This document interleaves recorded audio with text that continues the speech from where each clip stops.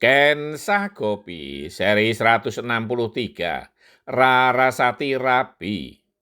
Patih Haryo Sangkuni melihat lingkaran pertempuran yang mengeroyok Wasi Jolodoro hanya bisa mengelus dada. Sekarang justru tidak ada yang berani mendekati sang Wasi. Wasi Jolodoro bertolak pinggang di tengah lingkaran dengan menenteng dua buah gada kayu yang biasa untuk berlatih. Para Kurawa mengelilingi dengan jarak beberapa depa. Tiba-tiba dari balik barisan meluncur puluhan batang lembing dari segala penjuru, mengarah ke Wasi Jolodoro. Dengan cara itu pasti akan ada beberapa mata lembing yang akan menancap di tubuh Wasi Jolodoro. Namun yang terjadi sungguh di luar perhitungan para Kurawa. Wasi Jolodoro berhasil melenting tinggi sambil memutar kedua gadanya. Beberapa batang lembing yang berhasil dipukul berbalik arah mengarah ke lingkaran para Kurawa. Para Kurawa tak sempat menghindar sehingga yang terdengar adalah pekik kesakitan beberapa orang. Beberapa lembing yang menancap di tanah kemudian dipukul oleh Wasi Jolodoro ke arah para Kurawa. Sehingga para Kurawa lari kocar-kacir tunggang langgang menyelamatkan diri. Ada apa, Dur? Kok bubar? Bertanya Patih Sengkuni yang tidak tahu persis kejadiannya karena tertutup oleh lingkaran para Kurawa. Aku juga nggak tahu, Man. Wah, itu loh, Citrakso malah tersungkur terinjak Bogodento. Jawab Durgempo.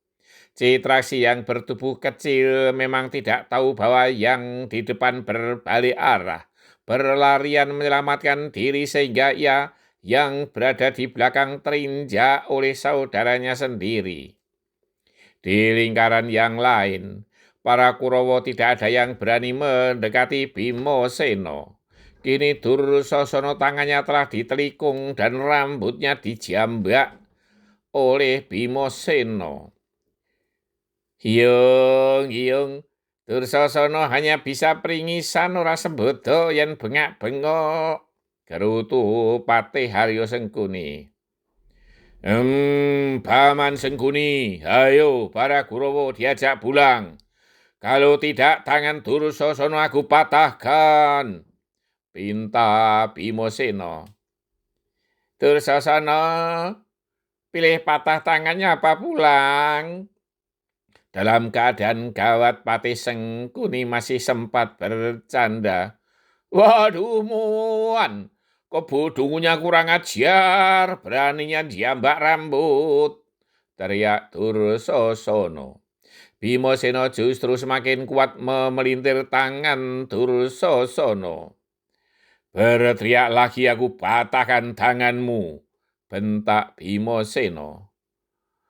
Pulang pulang, ayo pulang Muan, berteriak Dursasana. Akhirnya para Kurawa kembali ke Hastinapura dengan tangan hampa.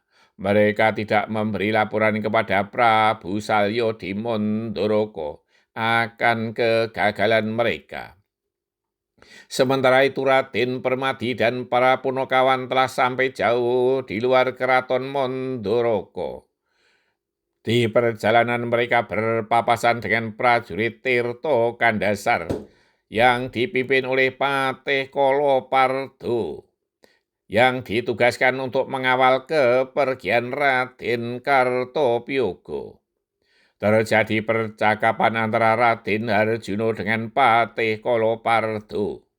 Patih Kolopardo berterus terang bahwa gustinya Raden Kartopyogo dari Tirto Kandasar yang menculik Dewi Erowati.